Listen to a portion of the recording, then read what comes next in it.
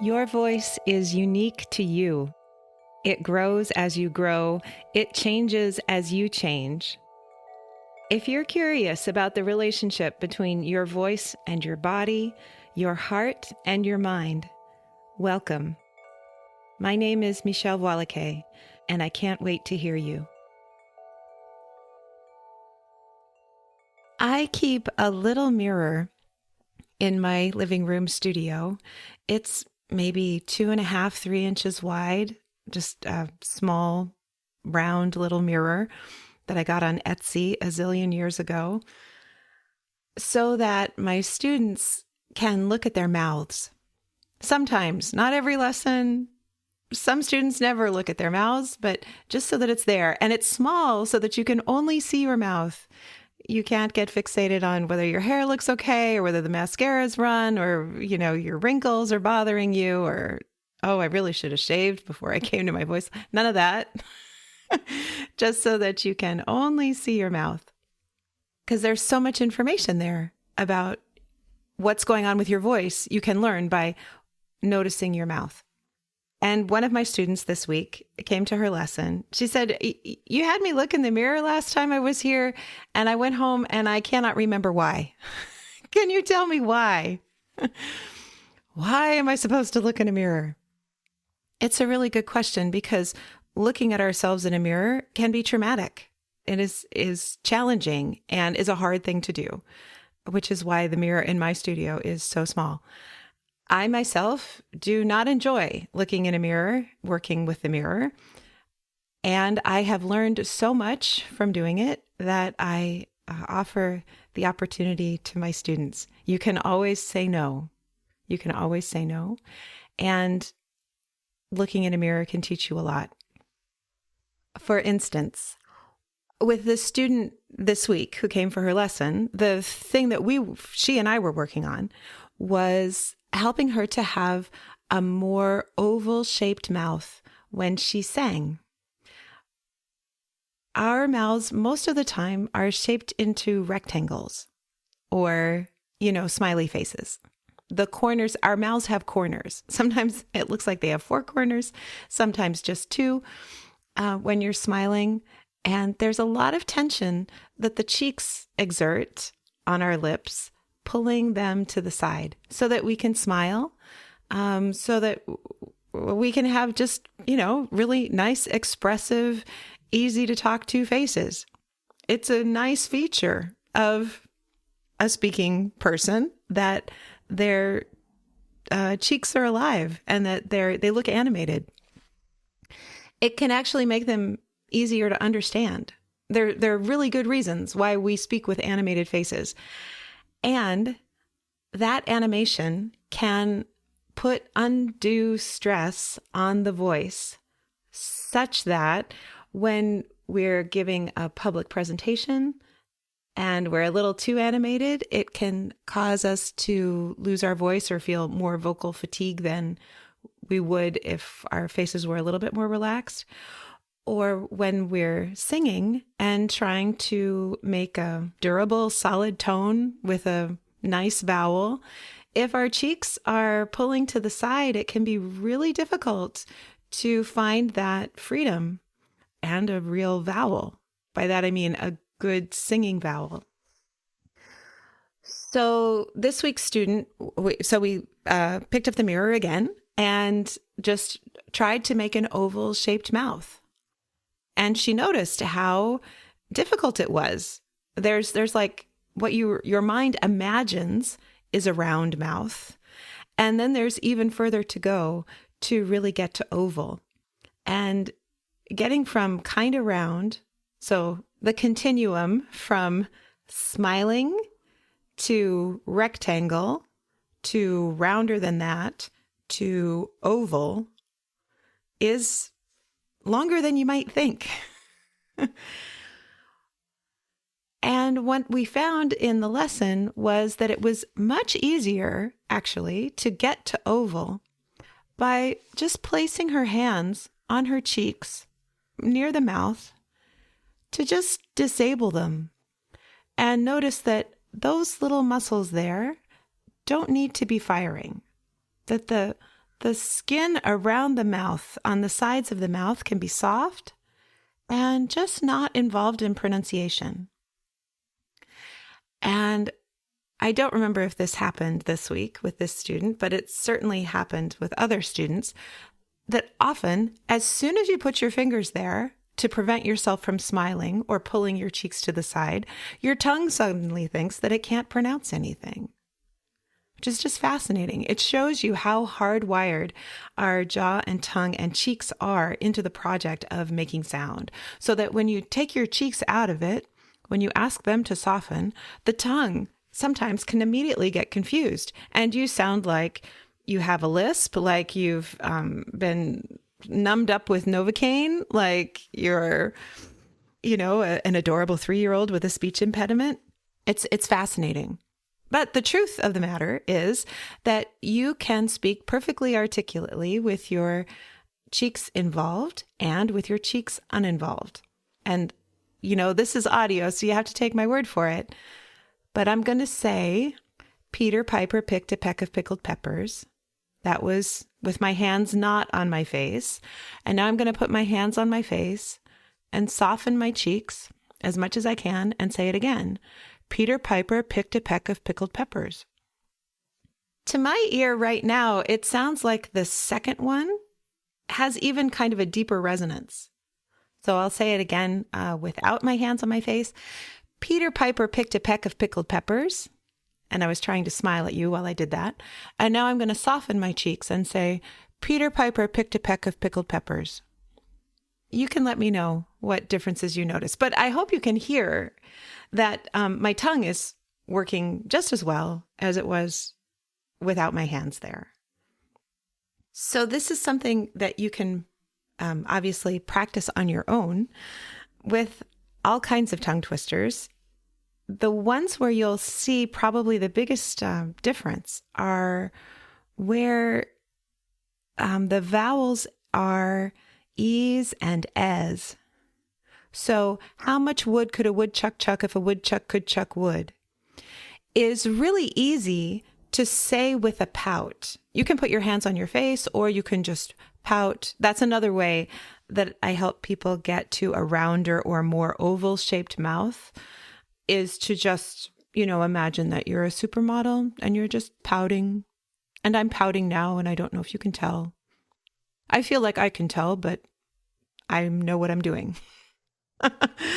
So, how much wood could a woodchuck chuck? There isn't anything particularly about that phrase that involves the cheeks and smiling. But, for example, she sells seashells by the seashore. She's a sashimi chef. That she sells is going to encourage your mouth to smile, is going to encourage your cheeks to pull to the side. So if you put your fingers on the sides of your cheeks and you say, she sells seashells by the seashore, she's a sashimi chef, then you can notice the difference for yourself, how that works. Peter Piper picked a peck of pickled peppers is another one. How many peppers did Peter Piper pick? If Peter Piper picked a peck of pickled peppers, where's the peck of pickled peppers Peter Piper picked?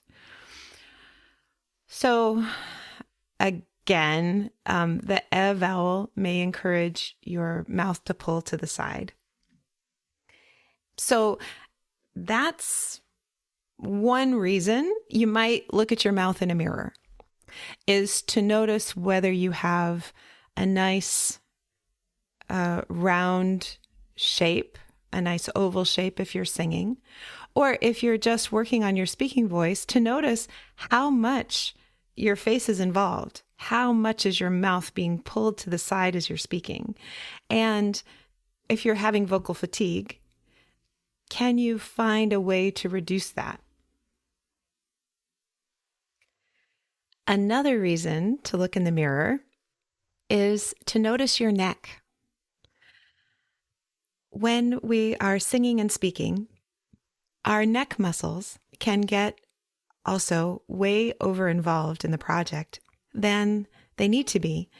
And when they do get over involved or over recruited, it usually doesn't bode well for the voice. That tension in the neck and the shoulders and the upper back all affects the larynx, which is where your vocal folds are, and affects how freely those vocal folds can vibrate. So you might need a slightly bigger mirror than my little 3-inch one. I really don't think it's 3 inches. I think it's 2. It's tiny. But you might need a bigger mirror than just a little pocket mirror or compact mirror like the one in my studio. And if you don't have a compact mirror, let me tell you, you can tape pieces of paper, 8.5 by 11 size sheets of paper, to a bathroom mirror so that you can only see the body part that you want to see. I have actually done that. So if you only have a big mirror with a little Scotch tape and some paper, you can make that mirror smaller. Now, you might not need a mirror to tell you that you have tension in your neck. You may be very familiar with that. And it's worth looking just to see what fires when you start to sing or speak. So, like to stand before a mirror and with the most relaxed front of your neck that you can create. So you might roll your shoulders a little. You might stretch a little from side to side, noticing what muscles you can see when you do that, like what's actually happening with your body when you do that. And then just take a couple of breaths and then say something really simple like your name or your address or a tongue twister if that's really easy for you, or the words to the song lyric that's been going through your head for the last 3 days. Something like that. And notice what, if anything, grabs in your neck. Usually, if you're a very smiley, animated kind of speaker, you're going to be able to see your neck strap muscles engage when you go to speak or you go to sing. And the calmer you can train your neck strap muscles to be when you're singing and speaking, the easier the project will get for you. There's a huge payoff for figuring out how to let that grabbing habit go. And, you know, it's probably the worst instruction to give anybody or anything is relax. You know, it usually doesn't go well because if we could, we would. So the project, especially with your neck, is going to be one of noticing and giving your neck other things to do.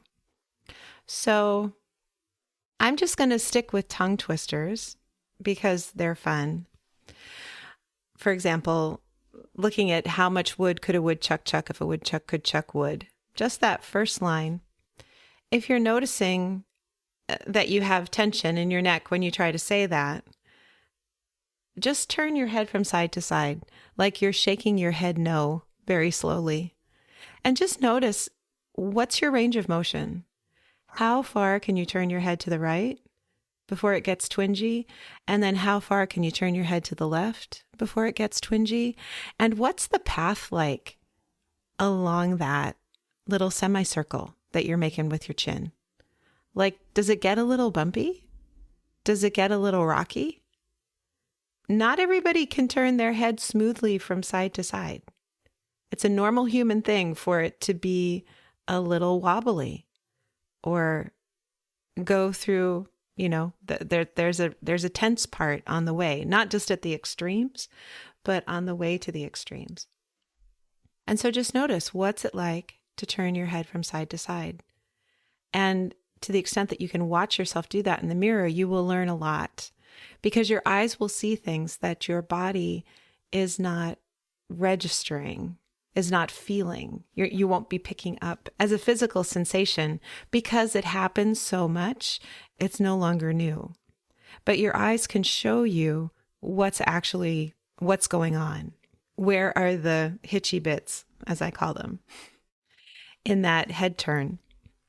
And depending on how challenging that is for you, you may or may not want to add any speech or any singing to it at all. But if you feel like, okay, I got this, I can turn my head from side to side. Now say a tongue twister while you do that. So starting either at one extreme or in the middle, you choose, but you're going to turn your head from side to side while you say, how much wood could a woodchuck chuck if a woodchuck could chuck wood? And just notice how easy or hard is that. Turn your head from side to side, saying your name, the Pledge of Allegiance, the Gettysburg Address, anything you've been forced to memorize in your life that you don't have any emotional attachment to at all. And see what that's like for your neck. And then choose something harder that you have emotional attachment to. It might be a poem that you particularly like. It might be something difficult you've been trying to say to a friend for months and you just haven't figured out how. Try that out. See what that's like as you move your head from side to side and say words that have some emotional charge for you. And notice how your head and neck respond. If you're more worried about your singing voice than your speaking voice, you can do this with notes, with Twinkle, Twinkle, Little Star, or some other simple song. And just notice how much of your neck, the big outside muscles of your neck, how much do they think they need to get involved in the project of you singing? With all due respect to them, the less they can do, the better. They may think that they're helping, but they're not actually helping. So that's another reason. Reason number 2 to look in a mirror is to notice what your neck is doing.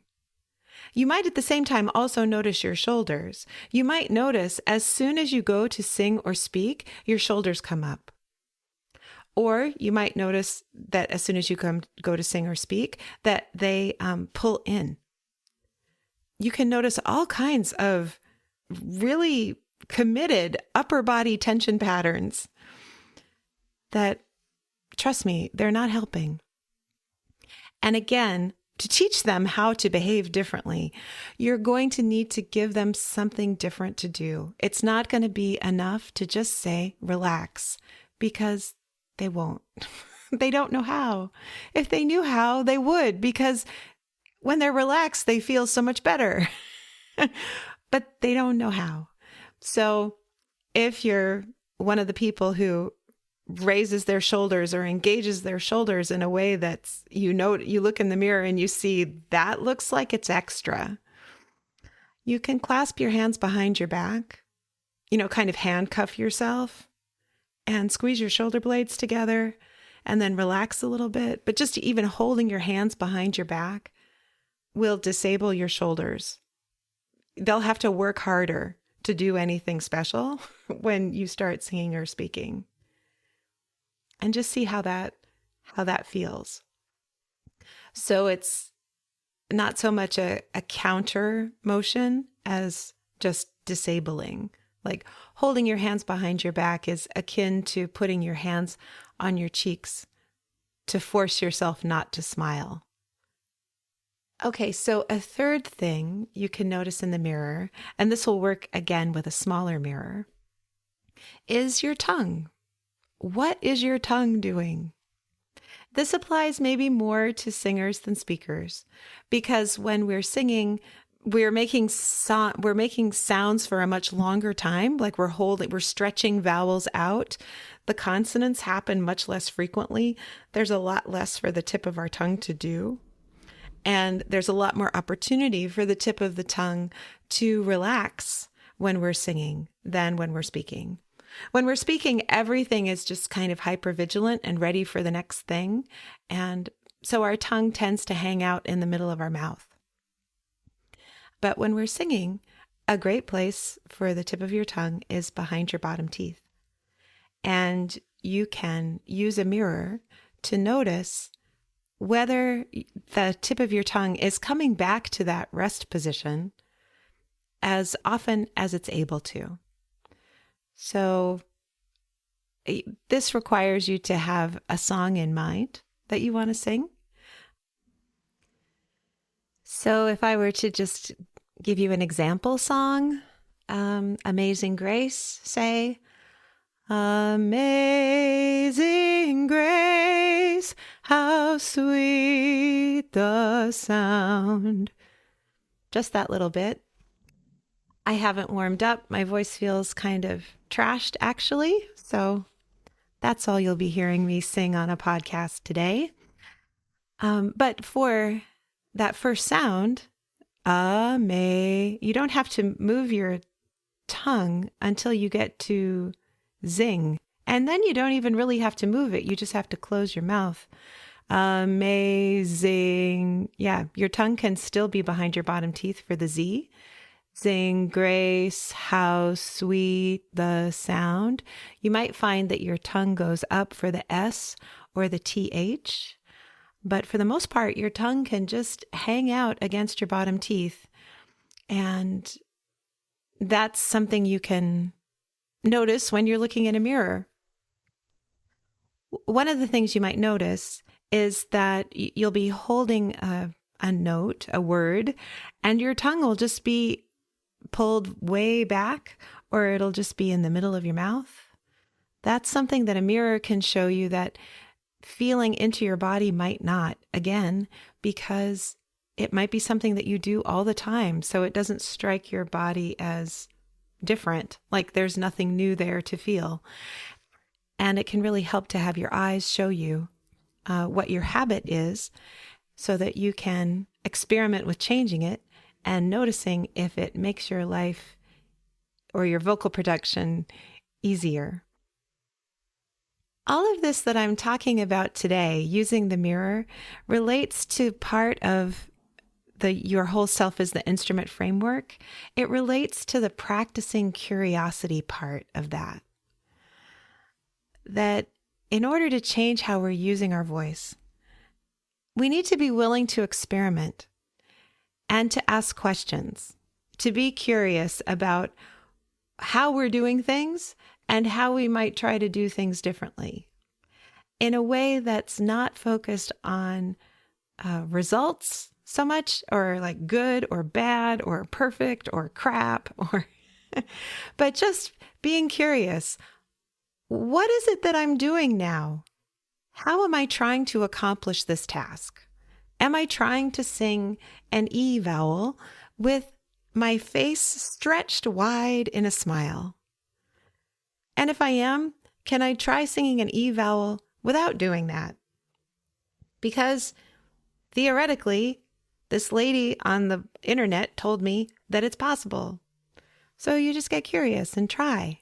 See if you can see what it's like to do that. And the answer to lots of things, when you try them, the first response you might get from your psyche, your brain, is, that's weird. That feels really strange. That feels really new. And that can feel really scary. And this isn't brain surgery. No knives are anywhere nearby. Nobody's going to get hurt, really. It's scary because it's new and because your voice is connected to how you make your needs felt in the world, known in the world. And it feels like maybe you're messing with some essential part of yourself that you feel you shouldn't be messing with. But really, it's just vocal production. It's just how you're making a sound. Your employment isn't dependent on this moment, on this experiment. This is just like 20 seconds of something different. And can you find resources within you to hold your hand for those 20 seconds and see what you learn? This is, I admit, easier said than done. It's why I have a job, because it's hard to do this by yourself. But this is part of the project, is being willingly curious, lovingly, compassionately curious about how you're doing things now and how you might do them differently. I really hope this has been helpful. Thank you so much for listening.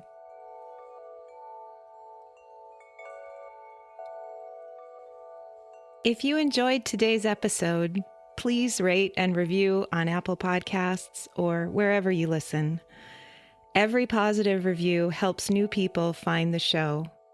Subscribing ensures you'll learn about new episodes as soon as they come out. If you have a question about singing or speaking or being, please send me an email at letters@mvmusic.com. That's letters at M as in Mary, V as in Victor, MUSIK.com. Transcripts and show notes are available on my website. You can subscribe to my newsletter there too. Can't Wait to Hear You is produced in conjunction with Particulate Media. I'm your host, Michèle Voillequé. I can't wait to hear you.